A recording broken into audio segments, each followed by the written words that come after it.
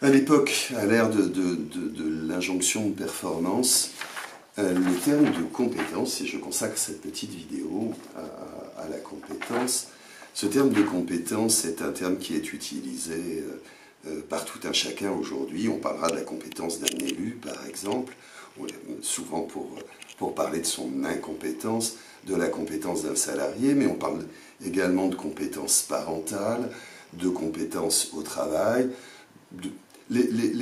Ce terme de compétence est un petit peu partout. Il naît au XVe, XVIe siècle en France dans un sens, dans une acceptation juridique du terme, la compétence d'un tribunal.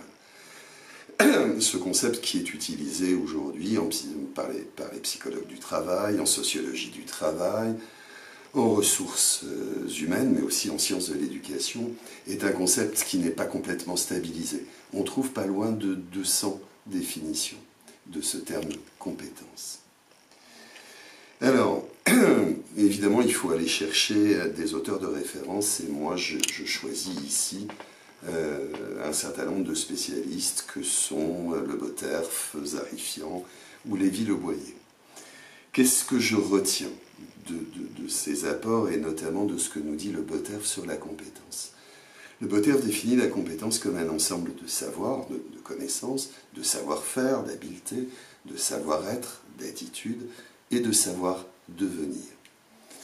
Alors, on est habitué à parler de savoir et de savoir-faire dans un certain nombre de domaines, notamment des métiers qui ont un caractère relationnel. L'idée de savoir-être est également communément acceptée pour parler de nos attitudes, que ce soit en termes de motivation, de dynamisme, de capacité d'écoute, de capacité relationnelle. Le Boterf nous parle également de savoir-devenir. En fait, il renvoie à travers le savoir-devenir à tout ce qui peut être du registre de la pratique réflexive, réfléchir sur ce que l'on fait, tenter de l'améliorer, se former, anticiper, se projeter. Ces savoirs, ces savoir-faire, ces savoir-être, ces savoir-devenir, pour le Boterf, pour parler de compétences, c'est qu'ils sont mobilisés autour d'une activité, quelle qu'elle soit. Activité de parents, activité d'agent d'accueil, de travailleur social, de soignant, etc., etc. Compétences de manager, évidemment.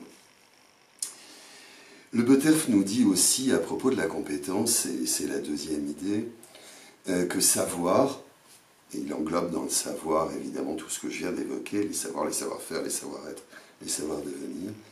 Savoir est un élément de la compétence, mais pour qu'une compétence soit agie, mobilisée, il faut encore que deux autres termes soient présents.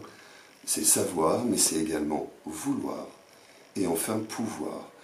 Ce qui nous renvoie sur l'exercice de la compétence, non seulement à ce qui a pu être acquis à travers l'expérience ou la formation, mais également à la motivation à mobiliser cette compétence, et aussi à la capacité, dans l'organisation, dans l'environnement, à mobiliser la compétence en question.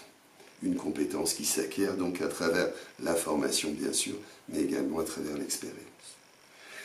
Troisième idée, les compétences, c'est une histoire individuelle. On parlera de la compétence de tel ou tel salarié, ou de telle et telle personne, de tel et tel parent. Mais c'est aussi une compétence, et l'idée qui est à retenir, je crois, c'est l'idée de compétence collective. Un service, une équipe de militants, une équipe de soignants ont une compétence, et ce n'est pas la simple addition des compétences individuelles. Ça passe aussi par la coopération, la coordination et la possibilité d'exercer ensemble la compétence en question.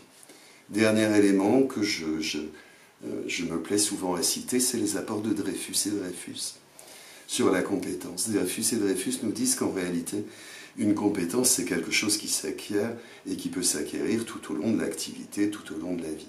Mais il y aurait 5 étapes dans l'exercice et la maîtrise de cette compétence, ce qu'ils appellent le novice, le débutant, le compétent, le performant et l'expert. Et évidemment, avant de devenir compétent, il faut un certain temps d'exercice pour comprendre, maîtriser, connaître, découvrir bien sûr en amont, puis mobiliser l'ensemble de ses capacités dans l'exercice de l'activité. Quant à l'expert, au performant qui est évidemment toujours attendu dans un groupe ou dans une équipe, quant à l'expert, c'est celui qui est capable de transmettre également les compétences qu'il a lui-même acquis en se passant de tout protocole ou de toute procédure. Bon, voilà en quelques mots ce que je peux dire sur ce concept de compétence.